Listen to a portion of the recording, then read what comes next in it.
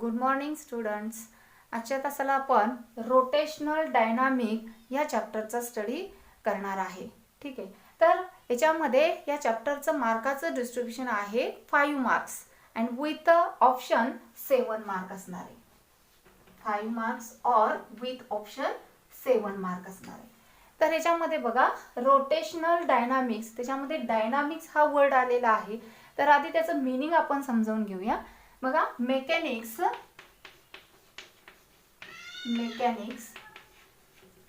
काय आहे? It is a branch of physics in which deals with the study of a motion. मोशनचा study केला जातो या मेकॅनिक्स मध्ये. मग there are two types of motion. Statics and dynamics.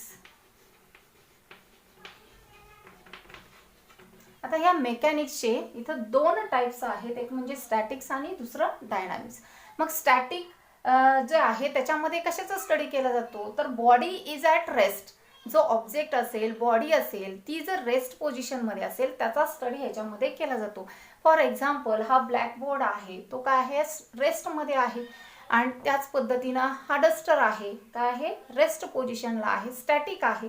त्याचा स्टडी ह्याच्यामध्ये केला जातो.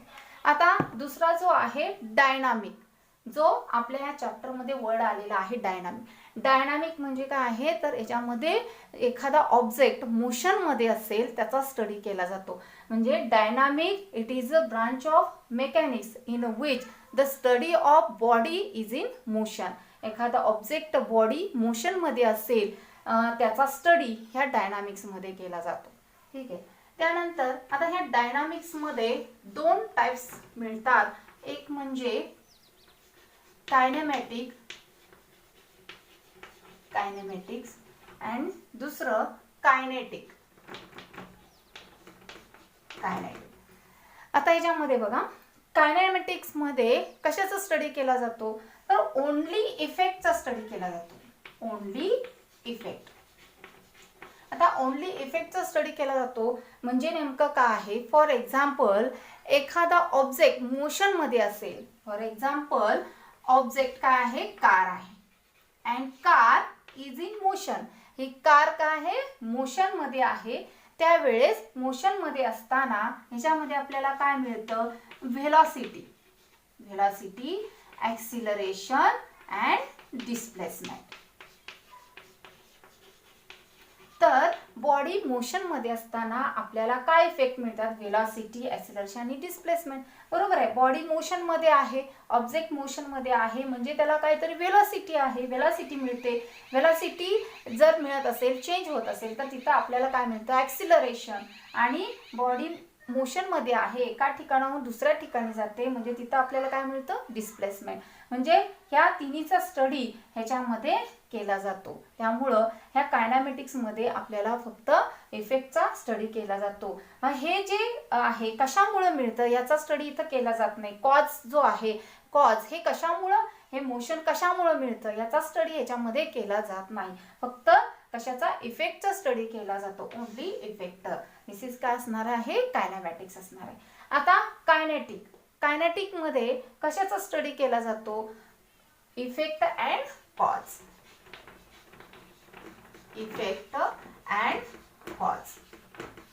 म्हणजे हे सगळे इफेक्टचा तर स्टडी ह्याच्यामध्ये केलाच जातो. म्हणजे व्हेलॉसिटी, ॲक्सिलरेशन, डिस्प्लेसमेंट हे तर आपल्याला ह्याच्यामध्ये मिळतं.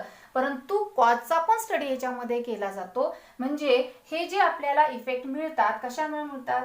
जर हे ऑब्जेक्ट आहे, कार मोशनमध्ये आहे, परंतु ही मोशन कशामुळे आहे? तर ह्याच्यावरती काय अप्लाय केला जातो? फोर्स. म्हणजे फोर्स काय आहे? कॉज आहे. फोर्स हे काय आहे? कॉज आहे. त्यामुळं काय मिळतं? इथं ह्या ऑब्जेक्टला मोशन मिळते आणि म्हणून आपल्याला या इफेक्टचा स्टडी केला जातो. म्हणून कायनेटिक्समध्ये इफेक्टचा आणि कॉजचा या दोन्हीचा स्टडी केला जातो. आता बघा रोटेशनल डायनामिक, त्याच्यामध्ये आपण सर्क्युलर मोशन आणि रोटेशनल मोशनचा स्टडी करणार आहे. आता त्याच्या आधी आपण सर्क्युलर मोशन म्हणजे काय त्याचा आपल्याला इथं डेफिनेशन काय आहे हे आपण समजून घेणार आहे. तर डेफिनेशन बघा, the object undergoes circular motion about some point outside the object or about some other object. आता याचं आपल्याला मीनिंग समजून घ्यायचं आहे.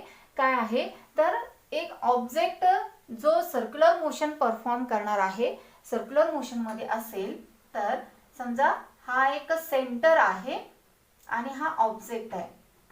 तर हा ऑब्जेक्ट काय करणार आहे तर ह्या सेंटरला जो पॉइंट आहे ह्या पॉइंटच्या रिलेटेड तो काय करणार आहे, रिव्हॉल्व करणार आहे. त्याला आपण काय म्हणतो, सर्क्युलर मोशन. हा ऑब्जेक्ट ह्या पॉइंटच्या थ्रू काय करतोय, रिव्हॉल्व करतोय, रोटेट करतो. त्याला आपण काय म्हणतो, सर्क्युलर मोशन. आणि about some point outside the object, हा जो ऑब्जेक्ट आहे त्याच्या आउटसाइडला हा काय आहे, पॉइंट आहे. और अबाउट सम अदर ऑब्जेक्ट, म्हणजे समजा हाही ऑब्जेक्ट कन्सिडर केला तर ह्या ऑब्जेक्टच्या ह्या ऑब्जेक्टच्या रिलेटेड काय करतो किंवा थ्रू रोटेट करतो आणि सर्क्युलर मोशन परफॉर्म करतो. त्यावेळेस हा दुसरा त्याचा काय असणार आहे, पॉइंट असणार आहे किंवा हा दुसरा आउटसाइड असणारा ऑब्जेक्ट इथं आपण कन्सिडर करणार आहे. ठीक आहे. तर ह्याच्यामध्ये सर्क्युलर मोशन म्हणजे काय आहे तर एक पॉइंट दुसऱ्या पॉइंटच्या थ्रू काय करणार आहे, रोटेट होणार आहे. त्याला आपण काय म्हणतो, सर्क्युलर मोशन असं म्हणतो. फॉर एक्झाम्पल आपण सांगितलं तर इथं बघा, हा जो आहे तो सन आपण कन्सिडर केला, हा सन. आणि हे जे आहे तो आपण काय कन्सिडर केलं, अर्थ. अर्थ रिव्हॉल्व अराउंड द सन, म्हणजे सन काय पॉइंट आहे आणि अर्थ काय आहे, ऑब्जेक्ट आहे. आणि हा अर्थ काय करतो, ह्या सनच्या थ्रू काय करत असतो, रोटेट करतो. त्याला आपण काय म्हणतो, सर्क्युलर मोशन असं म्हणतो. आणखी एक्झाम्पल सांगितलं तर फॅनचं. समजा फॅन, त्याच्यामध्ये फॅन हा त्याचा सेंटर असणार आहे किंवा हा पॉइंट असणार आहे आणि ह्या पॉइंटच्या थ्रू हा जो ऑब्जेक्ट आहे तो काय होणार आहे, रोटेट होणार आहे. त्याला आपण काय म्हणतो, सर्क्युलर मोशन. आणि हा पॉइंट काय असणार आहे, ह्या ऑब्जेक्टच्या आउटसाइड असणार. Rotational motion. आता in rotational motion axis of rotation passing through the object. म्हणजे समजा हा डस्टर आहे, हा ऑब्जेक्ट आहे आणि हा ऑब्जेक्ट रोटेट होतोय. म्हणजे रोटेट होत असताना त्याचा जो ॲक्सिस ऑफ रोटेशन आहे तो काय असणार आहे, ह्याच्या सेंटरला असणार आहे. म्हणजे इनसाइड द ऑब्जेक्ट असणार आहे. त्याला आपण काय म्हणतो, इन रोटेशनल मोशन. आणि त्याचा ॲक्सिस ऑफ रोटेशन कुठं असणार आहे, इनसाइड द ऑब्जेक्ट असणार आहे. तसं सर्क्युलर मोशनमध्ये हा ऑब्जेक्ट आहे आणि हा त्याचा पॉइंट आहे. त्याच्या हे सर्क्युलर मोशन होत असताना ह्याच्यामध्ये हा जो पॉइंट आहे तो काय असणार आहे, ॲक्सिस ऑफ रोटेशन असणार आहे आणि हा ऑब्जेक्ट असणार आहे. म्हणजे in a circular motion axis of rotation काय असणार आहे, आउटसाइड द ऑब्जेक्ट असणार आहे. आणि in a rotational motion axis of rotation कुठं असणार आहे, इनसाइड द ऑब्जेक्ट असणार आहे. Characteristics of circular motion. त्यातली पहिली कॅरेक्टरिस्टिक आहे, it is an ॲक्सिलरेटेड motion.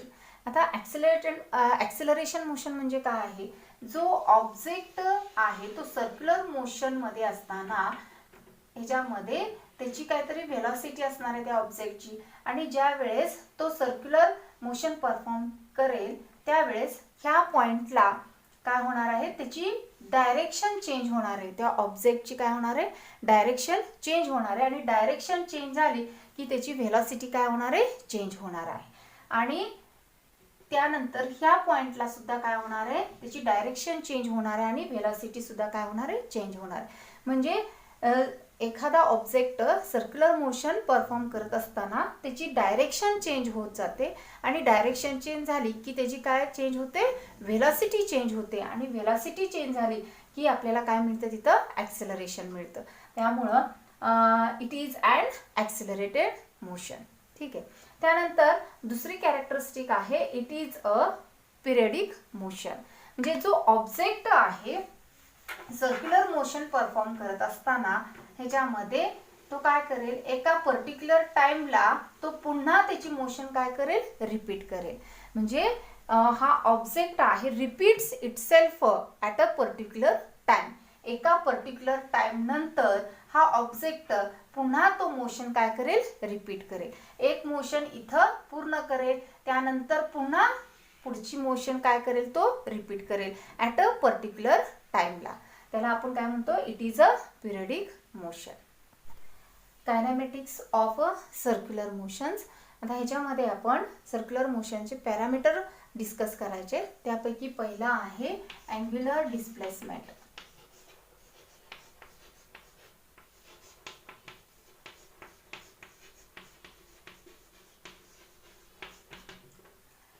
Angular displacement it is denoted by theta. ठीक आहे. आता ह्याच्यामध्ये हा अँगल थीटा, अँग्युलर डिस्प्लेसमेंट आपल्याला कसा मिळतो, तर हा जो सर्क्युलर मोशन आहे ह्याच्यामध्ये हा ऑब्जेक्ट जो आहे तो सर्क्युलर मोशन परफॉर्म करेल. हा त्याचा सेंटर असणार आहे. आता हा ऑब्जेक्ट त्याची इनिशियल पोझिशन ए असणार आहे आणि ह्या सेंटर पासून त्याची रेडियस काय असणार आहे, आर असणार आहे. ज्यावेळेस हा ऑब्जेक्ट इनिशियल पोझिशन पासून मूव्ह होईल आणि ह्या बी पोझिशन पर्यंत येईल, ए पासून बी पोझिशन पर्यंत येईल, त्यावेळेस त्याला एक टाइम लागणार आहे. तो टाइम इंटरवल टी असणार आहे आणि त्यावेळेस इथे एक अँगल ट्रेस होईल. म्हणजे ऑब्जेक्ट ए पोझिशन पासून बी पोझिशन पर्यंत जाईल, त्यावेळेस त्याला लागणारा टाइम इंटरवल टी असणार आहे आणि इथं त्यावेळेस एक अँगल ट्रेस होईल, त्याला आपण काय म्हणणार आहे, थीटा म्हणणार आहे. आणि तो काय असणार आहे, अँग्युलर डिस्प्लेसमेंट असणार आहे. मग आपल्याला अँग्युलर डिस्प्लेसमेंटची डेफिनेशन कशी करता येईल, angle traced bye its radius vector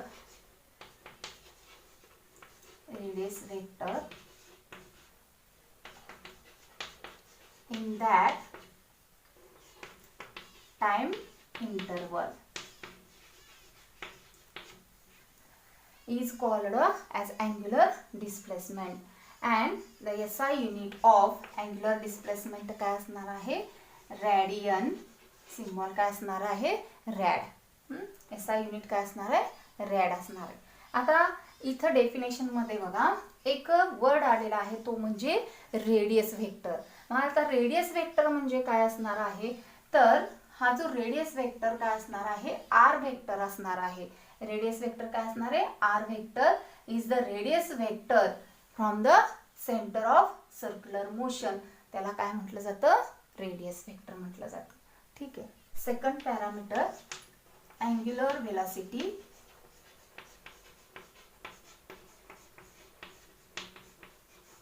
Angular velocity, it is denoted by omega. It is denoted by omega. ठीक आहे. आता angular velocity is equal to काय, rate of change of angular displacement with time. Time नुसार theta change होत जातो, त्यावेळेस आपल्याला काय मिळतं, अँग्युलर व्हेलॉसिटी. त्याची डेफिनेशन कशी करता येईल, the rate of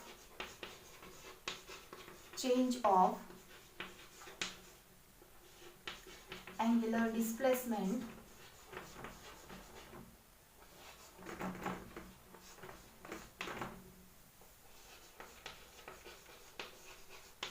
with time is called as angular velocity. It is denoted by omega and SI unit काय असणार आहे, rad per second. Rad per second.